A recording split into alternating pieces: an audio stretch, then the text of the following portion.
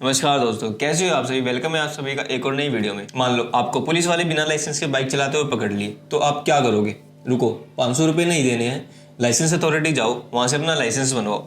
दोस्तों, इंडिया में जहाँ पर छोटी सी बाइक सड़क पर चलाने के लिए आपको लाइसेंस की ज़रूरत होती है और अगर आपके पास लाइसेंस नहीं है तो आपको फाइन भरना पड़ता है। उसी देश की गवर्नमेंट ने 6 एयरपोर्ट ऐसी कंपनी को दे दिए जिसके पास एयरपोर्ट चलाने का कोई एक्सपीरियंस ही नहीं है। अडानी ग्रुप एक ऐसा बिजनेस ग्रुप जिसके पास 2019 से पहले एयरपोर्ट को संभालने की कोई अथॉरिटी नहीं थी। 2019 के बाद अचानक 3 साल के अंदर 8 एयरपोर्ट को कंट्रोल कर लिया गया।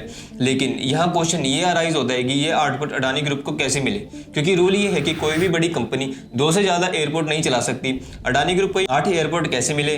क्या उन्होंने गवर्नमेंट को पैसे दिए इन हासिल करने के लिए, या फिर ये सभी काम कानूनी तरीके से किए गए? और सबसे इंपॉर्टेंट क्वेश्चन ये है कि क्या इन एयरपोर्ट को प्राइवेटाइज करने से आपको कोई फायदा मिलेगा?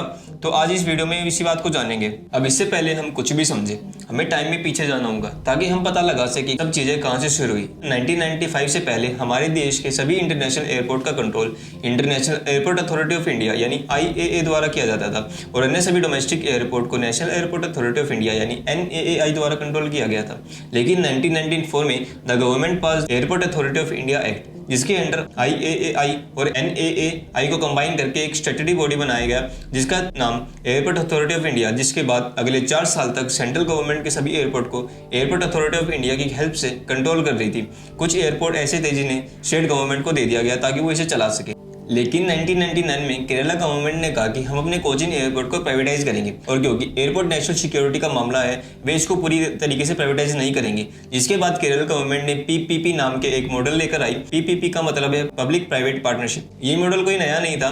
1800s में ओटोमन एम्पायर के रूलर मोहम्मद अली ने रेल रोड्स और डैम्स बनाने के लिए इस मॉडल का यूज किया था। यहाँ तक कि अमेरिका में सभी इंफ्रास्ट्रक्चर PPP मॉडल पर बनाए गए हैं। अब ये मॉडल कैसे काम करता है, इससे हम कोचीन एयरपोर्ट के एग्जाम्पल से ही समझते हैं। तो केरला गवर्नमेंट ने सबसे पहले इस PPP मॉडल को चलाने के लिए एक नई कंपनी बनाई जिसका नाम कोचीन इंटरनेशनल एयरपोर्ट लिमिटेड रखा गया यानी CIAL। अब कुछ इस तरह होगा कि कोचीन इंटरनेशनल एयरपोर्ट CIAL के अंडर आ जाएगा। CIAL के कुछ शेयर गवर्नमेंट अपने पास रखेगी और बाकी हिस्से को शेयर होल्डर के बीच में यानी अदर इन्वेस्टर के बीच में बांट दिया जाएगा। जैसे आज आप देखो कि CIAL का 33.36% केरला गवर्नमेंट के पास है और remaining 66.64 NRI, industrialist, government companies और फाइनेंशियल इंस्टीट्यूशन के बीच में डिवाइड कर दिया गया है। और आज कोचीन एयरपोर्ट को 29 कंट्रीज में 18,000 से ज्यादा शेयर होल्डर है।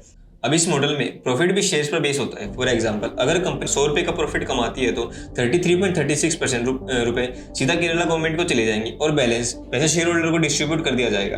अब हमें समझ आ गया कि गवर्नमेंट इन एयरपोर्ट्स को चलाने के लिए PPP यानी पब्लिक प्राइवेट पार्टनरशिप मॉडल का यूज करती है। लेकिन इस मॉडल का यूज करने का क्या बेनिफिट है, आइए इसे भी समझते हैं। तो देखिए, जब भी PPP मॉडल का यूज किया जाता है तो जितने भी प्राइवेट प्लेयर होते हैं ना, उनका डायरेक्ट इन्वॉल्वमेंट आ जाता है किसी भी पर्टिकुलर गवर्नमेंट प्रोजेक्ट में, जिससे बिजनेस स्टैंड पॉइंट से देखा जाए तो 4 फायदे होते हैं। जिसमें सबसे पहला फायदा होता है कि अगर किसी एयरपोर्ट को पूरी तरीके से पब्लिक या पूरी तरीके से प्राइवेट कंपनी को दिया जाएगा ना, तो इंफ्रास्ट्रक्चर का कंस्ट्रक्शन इतने अच्छे तरीके से नहीं हो सकता।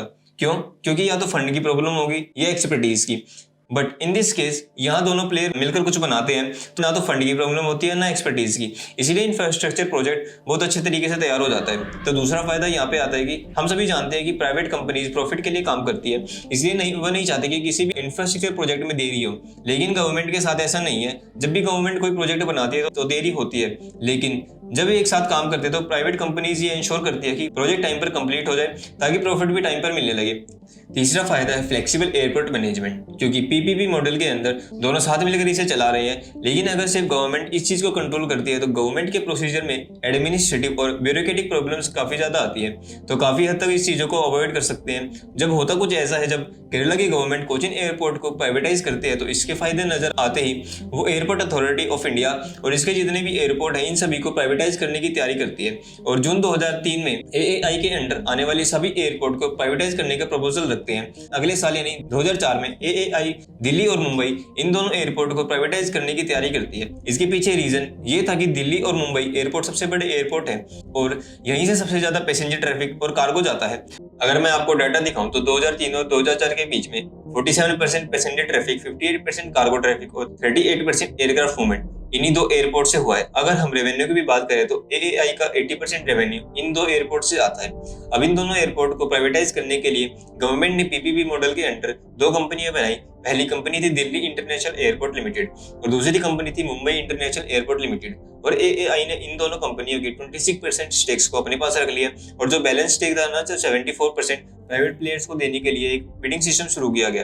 अब जो ये सिस्टम था, इस सिस्टम को इन तीन चीजों के टेस्ट करने के बाद ही किसी प्राइवेट प्लेयर को एयरपोर्ट का कंट्रोल दिया जाएगा। पहली थी मैनेजमेंट कैपेबिलिटी, दूसरी थी डेवलपमेंट कैपेबिलिटी और तीसरी थी फाइनेंशियल बैकिंग। और दिसंबर 2005 में इन बिड्स को ओपन किया गया, जिसके अंदर ये सामने आया कि जो दिल्ली का एयरपोर्ट है उसको मैनेज करने के लिए रिलायंस एएसए कंसोर्टियम, उन्होंने इस बिड को जीत लिया है। क्यों? रीजन है उनकी मैनेजमेंट और डेवलपमेंट कैपेबिलिटी, इन दोनों में ही उन्हें बहुत अच्छे मार्क्स मिले थे। अगर हम उनकी फाइनेंशियल कैपेबिलिटी पर भी नजर डालें तो रिलायंस उसका रेवेन्यू 45.99% गवर्नमेंट के साथ शेयर करने के लिए भी तैयार थी। अब इसी सेम क्राइटेरिया के बेसिस पर GMR फ्रैपॉर्ट ने मुंबई एयरपोर्ट की बिड जीत ली। लेकिन बात यह है कि यहाँ यूपी की गवर्नमेंट ने पूरी बोली को कैंसिल कर दिया था। उनका कहना था कि रिलायंस सभी को बिड लगाने वाले के साथ धोखा किया है और ये पूरी बिडिंग फिर से होगी। जिसके बाद गवर्नमेंट ने दोबारा बिडिंग करवाई और दिसंबर 2006 में इस बिडिंग से पता चला कि GMR फ्रैपॉर्ट ने दिल्ली और मुंबई एयरपोर्ट जीत लिया था, क्योंकि जब दोबारा बिडिंग कराई गई तो रिलायंस एएससी की मैनेजमेंट कैपेबिलिटी के मार्क्स कम हो गए थे। लेकिन यहाँ पे बात ये थी कि दोनों एयरपोर्ट की बोली जीतने के बावजूद GMR फ्रैपॉर्ट को दोनों एयरपोर्ट नहीं दिए जा सकते थे, क्योंकि गवर्नमेंट का रूल था कि किसी भी बड़ी कंपनी को दो एयरपोर्ट नहीं दिए जाएंगे, क्योंकि अगर किसी कंपनी के पास दो बड़े एयरपोर्ट है तो वो मोनोपोली बनाने की पॉसिबिलिटी काफी हद तक बढ़ जाती है। इसलिए गवर्नमेंट ने GMR ग्रुप को दोनों में से एक एयरपोर्ट चूज करने को कहा और GMR ग्रुप दिल्ली का एयरपोर्ट सिलेक्ट करती है। अब इस बिडिंग प्रोसेस में GVK ग्रुप लिस्ट में सेकंड पोजीशन पर था, इसलिए मुंबई एयरपोर्ट को GVK ग्रुप को संभालने के लिए दिया गया। जिसके बाद 2008 में हैदराबाद और बेंगलुरु एयरपोर्ट का प्राइवेटाइज कर दिया जाता है, जिसे दोबारा GMR और GVK ग्रुप को दे दिया जाता है। लेकिन इस कहानी में असली मोड़ इस प्राइवेटाइज के 10 साल बाद आता है। नवंबर 2018 में एक बार फिर गवर्नमेंट ने 6 एयरपोर्ट को प्राइवेटाइज करने का अप्रूवल दे देती है, जिसके बाद दिसंबर 2018 में इस पूरी बिडिंग प्रोसेस की शुरुआत होती है। जयपुर और अहमदाबाद एयरपोर्ट के लिए 7 पार्टीज की बिड लगाई, गुवाहाटी और लखनऊ एयरपोर्ट के लिए 6 बिड आती है और बाकी जो तो एयरपोर्ट यानी मैंगलोर और तिरुवनंतपुरम उनके लिए 3 प्लेयर अपनी बिड प्लेस करते हैं। और इस पूरी बिडिंग प्रोसेस में इन 6 एयरपोर्ट के लिए अडानी ग्रुप और GMR ग्रुप ये दोनों ग्रुप ही अप्लाई करते हैं। फिर फरवरी 2019 में बिडिंग ओपन होती है और अडानी एंटरप्राइजेस 6 के 6 एयरपोर्ट्स की बिडिंग को जीत जाती है, जिसके बाद अगले 50 साल तक इन एयरपोर्ट का ऑपरेशन, मैनेजमेंट और डेवलपमेंट की सारी रिस्पॉन्सिबिलिटी अडानी ग्रुप के पास चली जाती है। अब जब ऐसा होता है तो कई लोगों के मन में ये सवाल आता है कि जब 2006 में एयरपोर्ट की बिड लगाई गई थी तो तब GMR ग्रुप को 2 बड़े ग्रुप यानी मुंबई और दिल्ली एयरपोर्ट नहीं दिए गए थे, तो इस बार अडानी ग्रुप को 6 में से 6 एयरपोर्ट कैसे दिए गए? तो इसका बहुत ही सिंपल सा आंसर है, वैसे अडानी ग्रुप को बिडिंग प्रोसेस में बैठने की एलिजिबल ही नहीं थे। क्यों? क्योंकि इससे पहले उन्हें एयरपोर्ट चलाने का कोई एक्सपीरियंस ही नहीं था। लेकिन इस बार बिडिंग लगाने से ठीक पहले गवर्नमेंट ने 3 रूल बदल दिए, जिसमें पहला रूल ये था कि बिडिंग क्राइटेरिया के अंदर इससे पहले 3 चीजें देखी जाती थी, management capability, development capability and financial aid. लेकिन अब मैनेजमेंट और डेवलपमेंट इन दोनों कैपेबिलिटीज को साइड करके सिर्फ फाइनेंशियल एड को ही बिडिंग कैपेबिलिटी में माना गया है और उसी की बेसिस पर इस बिडिंग प्रोसेस को आगे कंटिन्यू किया गया। मतलब अब आपको एयरपोर्ट चलाने के लिए किसी टेक्निकल एक्सपर्टीज की जरूरत नहीं है, बस आपकी जेब में पैसा होना चाहिए। अगर आपके पास पैसा है तो आप एयरपोर्ट की बिडिंग लगाने की प्रोसेस में आप बैठ सकते हैं। फिर जो दूसरा रूल बदला गया वो था किसी भी कंपनी के पास 2 या 2 से ज्यादा एयरपोर्ट नहीं हो सकते। अगर उस कंपनी के पास एक बड़ा एयरपोर्ट है तो उसके पास एक से ज्यादा बड़ा एयरपोर्ट नहीं हो सकता है। लेकिन इस रूल को चेंज कर दिया गया, कोई भी जितने चाहे उतने एयरपोर्ट चला सकता है। और तीसरा रूल जो चेंज किया गया वो था, इससे पहले हमने देखा कि ऑपरेटर जो है गवर्नमेंट को पर्टिकुलर अमाउंट ऑफ परसेंटेज ऐसे प्रॉफिट शेयर पे करना होगा, लेकिन अब इसे बदलकर पर पैसेंजर फीस यानी PPF इंट्रोड्यूस किया गया। फॉर एग्जांपल, अगर एक साल में 1 करोड़ पैसेंजर ने जब पर्टिकुलर एयरपोर्ट से ट्रेवल किया तो वहां 100 का PPF है तो प्लेयर सीधा गवर्नमेंट को 100 करोड़ रुपए देगा। अब गवर्नमेंट ने इन रूल्स को चेंज कर दिया, लेकिन फाइनेंस मिनिस्ट्री और नीति आयोग ये दोनों बॉडीज इन रूल्स को बदलने के फेवर में नहीं थे। लेकिन रूल्स बदलते हैं, अडानी ग्रुप भी बोली जी जाता है और अडानी ग्रुप को 6 एयरपोर्ट भी मिल जाते हैं। लेकिन 1 मिनट रुकिए, यहाँ केवल 6 एयरपोर्ट है। गौर से देखें तो अडानी ग्रुप के पास 8 एयरपोर्ट है, तो बाकी के 2 airport, Mumbai airport, Navi Mumbai airport, इन 2 एयरपोर्ट को अडानी ग्रुप अपने कंट्रोल में कैसे ले लिया? इस पूरी कहानी को समझने के लिए हमें सबसे पहले GVK ग्रुप को समझना होगा, क्योंकि मुंबई एयरपोर्ट GVK ग्रुप के पास था। जब जिस तरह अपोजिशन पार्टीज कहती है कि अडानी ग्रुप बीजेपी गवर्नमेंट के साथ मिलकर कुछ कर रही है, उस तरह GVK ग्रुप भी यूपीए गवर्नमेंट के साथ मिलकर कुछ कर रही है, क्योंकि 2014 तक यूपीए सत्ता में थी और GVK ग्रुप के अपने आप को बहुत ही तेजी से एक्सपेंड किया था। जैसे उन्हें मुंबई और बेंगलुरु एयरपोर्ट मिल गया, उन्हें इंडिया का सबसे बड़ा पावर प्लांट प्रोजेक्ट मिल गया और आगे चलकर उन्हें 6 लाख किलोमीटर का एक हाईवे बनाने का भी कॉन्ट्रैक्ट मिल गया। इनफैक्ट नवी मुंबई एयरपोर्ट का बनाने का जो कॉन्ट्रैक्ट भी जीवीके ग्रुप को दे दिया गया था। उस टाइम जीवीके ग्रुप ने दुनिया भर में $20 बिलियन के इन्वेस्टमेंट कर रखा था, जिसमें से $10 बिलियन इन्वेस्टमेंट सिर्फ ऑस्ट्रेलिया में की गई थी। लेकिन बात यह है कि 2014 में गवर्नमेंट बदली और एनडीए गवर्नमेंट पावर में आई, जीवीके ग्रुप के बुरे दिन शुरू हो गए। हमें यहाँ पे एग्जांपल ले तो जीवीके ग्रुप ने 10 साल और 4200 करोड़ रुपए खर्च करने के बाद पंजाब में थर्मल पावर प्लांट बनाया था। 2014 में जब इसे चलाने की बारी आई तो एनडीए गवर्नमेंट पावर में आई तो उन्हें इसे कोयला देने से मना कर दिया, जिसके चलते 2015 में जीवीके ग्रुप का डेट 24,500 करोड़ तक पहुंच गया था। इस लोन को चुकाने के लिए 2016 में जीवीके ग्रुप जेएसडब्ल्यू ग्रुप के पास गया ताकि जेएसडब्ल्यू ग्रुप उनसे उनकी मुंबई और बेंगलुरु एयरपोर्ट को खरीद सके, लेकिन जेएसडब्ल्यू ग्रुप ने यहाँ मना कर दिया। और 2017 में क्योंकि जीवीके ग्रुप के पास अपना लोन चुकाने के लिए पैसे नहीं थे, इसलिए उन्हें अपनी बहुत सारी एसेट बेचनी पड़ी। आइए मुंबई एयरपोर्ट की शेयर होल्डिंग पैटर्न को समझते हैं। मुंबई एयरपोर्ट का 50.5% जीवीके ग्रुप के पास है, 13.5% मिडवेस्ट के पास है और बैलेंस 10% एसीएससी ग्रुप के पास था। लेकिन जनवरी 2019 में पता चला कि एसीएससी और मिडवेस्ट जो एयरपोर्ट स्टेक है उनके पास थी, वह उन्होंने चुपचाप से अडानी ग्रुप को बेच दिया है। अब जब ऐसा होता है तो जीवीके ग्रुप बीच में आकर कहता है कि एसीएससी और मिडवेस्ट इन दोनों ने पहले राइट ऑफ फर्स्ट रिफ्यूजल यानी आरओएफआर रूल, जिस पर उन्होंने 2006 में एयरपोर्ट खरीदते टाइम साइन किए थे। ये आरओएफआर रूल क्या है?